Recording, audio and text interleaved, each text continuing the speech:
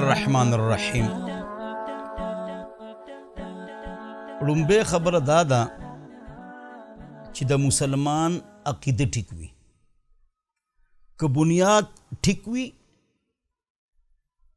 نو تعمیر کور چھت ټیک وي، او که بنیاد ټیک نه وي دیوال به کوږي کور به راوغورځېږي. خشت اول چون حد معمار کج تا سریا میر و دیوار کج. فیت عقیدہ دا ٹھیک پکار دا. پاک نبی علیہ السلام دیار لسکالا پا عقیدے محنت کرده. روجہ حج زکاة پردہ شراب و حرمت دوانه دا اختر منزونه دا خو مدینه منوره کې راغلی دي، بلکې ټول احکام مدینه کې راغلی دي. عقیده اصل الاصول دی چې دا عقیدې نه موږ شرک وباسو.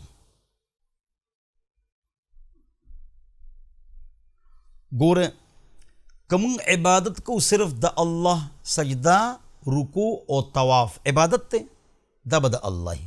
اوس که د قبر یا د انسان طواف شروع شو هغه ته سجده دا شرک دی. دغه شان غوښتنه اواز الله ته ټولو انبیاء و رسولانو صحابه تابعین اهل بیت چاته آواز کړی دی؟ الله ته. کله چې آواز کو چاته به کوو؟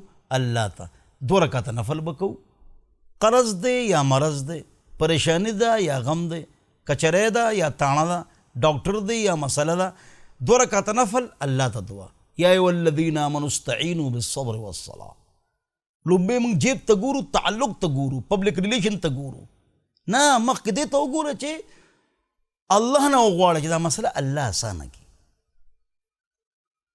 دغه شان غوښتنه د الله نه که موږ د غیر الله نه غوښتنه وکړو، اے ابو بکره زوی راکې، اے عمره ته مشکل کشا یې، اے عثمانه ته دا کشتی راوخیجې ډوبه شوې ده.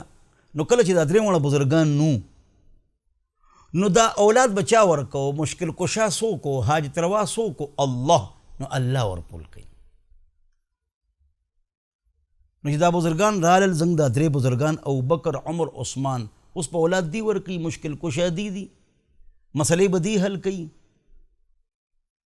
د غیب و نارا د لرې نه د الله نه علاوه بل چاته لګول دا شرک دی. یو کس دا ووایي چې یا نوح علیہ السلام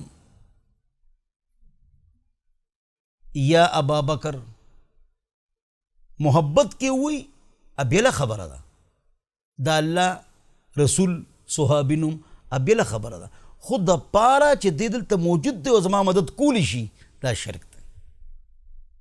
نو که بابا له موږ جنډه وړو یو پاټی کې نه دی، څادر وړو ساړه ګرمي نه کېږي، که هلته موږ ګلونه وړو نو هغې بویي نه، که مالګه وړو سټي یې نه، که چیني وړو نو خوري یې نه، که هلته پیسې نه وړو بابا جي اټی بټ کوي نه. نو خپل عقیده ټیک چې عقیده ټیک وي تاسو ته د نبي علیہ السلام شفاعت ملاویږي. ان لكل نبي دعوة مستجابة فتعجل كل نبي دعوته وان اختبأت دعوتي شفاعة لأمتي يوم القيامة من لا يشرك بالله شيئا. نو خپل عقیده ټیک کې د عقیدې نه شرک وباسئ، توحید پکې راولئ چې نبي علیہ السلام شفاعت راته ملو شي. په دې وړه خبره موږ نه پوهېږو. مس بابا یا پیر بابا یا سخی بابا دا زنګ بزرگان دي، اولیاء دي، زنګ د سر تاجونه دي. که دی مسئلې حل کوي یا فلانې بابا دا من دانی ذمہ دار دی، نو کله چې دا بابا نو او دانې به په خلکو راوتې دا به چا ټیک کولی؟ ټول نه اوچت انبیاء کرام دي، انبیاء کرام رسولان. د 1 لاک نه زیات انبیاء او رسولانو قبرونه نشته. نو دا به خلک په مسئلې د چا نه حل کوي؟ الله شته که نه؟ د الله نه به غواړو که نه؟ 2 رکعته نفل د الله نه غوښتنه. ټولو انبیاو مونځ کړی دی، سلام یې جرباسه دی، لاس اوچت کړی دی، او د چا نه یې غوښتې ده؟ د الله نه. موږ هم د الله نه غواړو، 2 رکعته نفل به کوو، د الله نه به غواړو. الله دې په دې خبرو ماله او تاسو له د عمل توفیق نصیب.